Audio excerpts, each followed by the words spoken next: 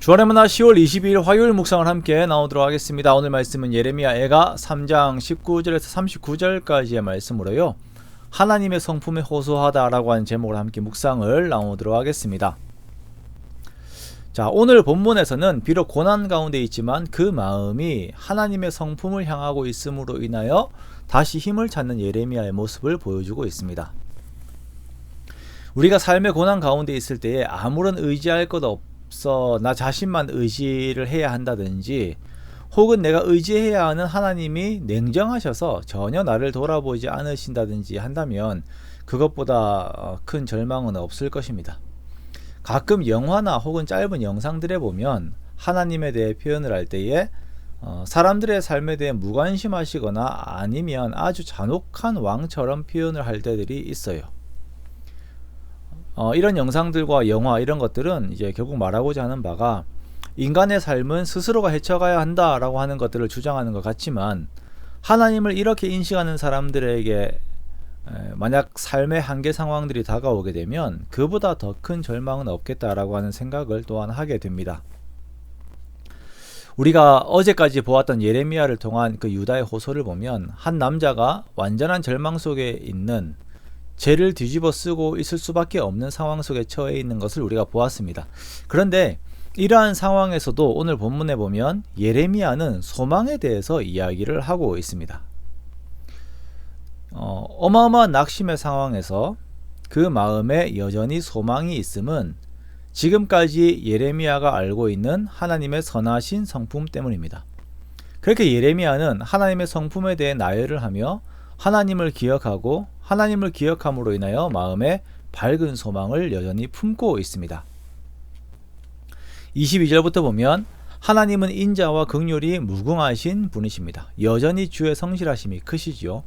25절에서는 기다리는 자들에게나 구하는 영혼들에게 여호와는 선하시다라고 말씀을 합니다. 그렇기 때문에 사람이 여호와의 구원을 바라고 잠잠히 기다림이 좋다라고 말을 해요. 28절부터 보면 겸손하게 잠잠하게 하나님께서 지으신 짐을 감당하라라고 말을 합니다. 자신을 치는 자가 있으면 뺨을 돌려대고 누군가 욕을 하면 그것을 담담하게 받으라고 합니다. 이것은 자신을 괴롭히는 상대에 대한 어떤 태도를 요구하는 것이 아니라 징계를 내리시는 하나님 앞에서 그렇게 기다리라라는 것입니다. 고난을 겸허하게 받아들이면서 기다림의 의미는 결국 하나님의 마음이, 이 모든 고난들을 허락하신 하나님의 마음이 고난 자체에 있는 것이 아니라 다시 회복시키시는데 그 마음이 있으시기 때문이에요. 31절부터 보면 하나님께서 영원토록 버리지 않으실 것, 근심하게 하시지만 하나님의 풍부하신 인자하심에 따라 긍휼히 여기실 것, 그리고 주께서 사람으로 하여금 고생하게 하시며 근심하게 하심은 본심이 아니신 것을 이렇게 선언을 합니다. 그렇죠. 우리가 다시 이제 한번 징계하시는 부모님의 입장을 생각을 해보겠습니다. 좀 가깝게요.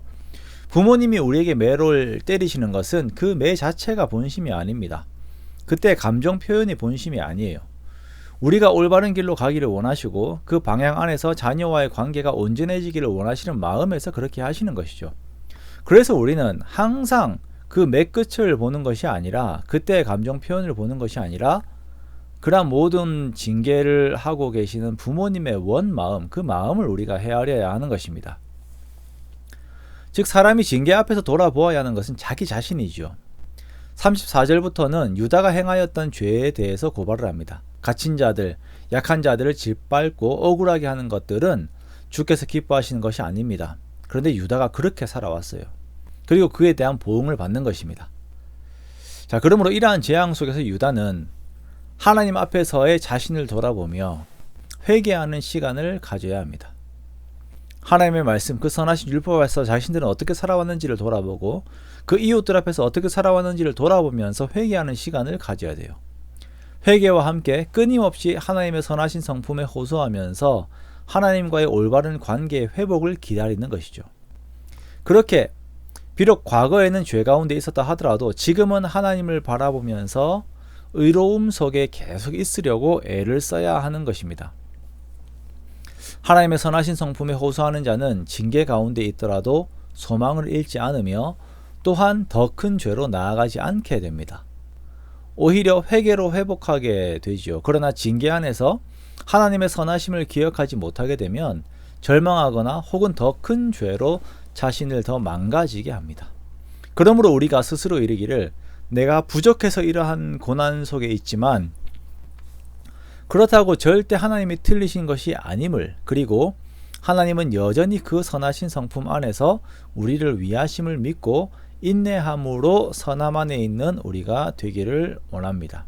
그렇게 여전히 하나님을 신뢰하고 하나님을 의지하여 마음의 소망이 항상 살아있는 저와 여러분의 복된 사람들이 되시기를 주님의 이름으로 축원합니다.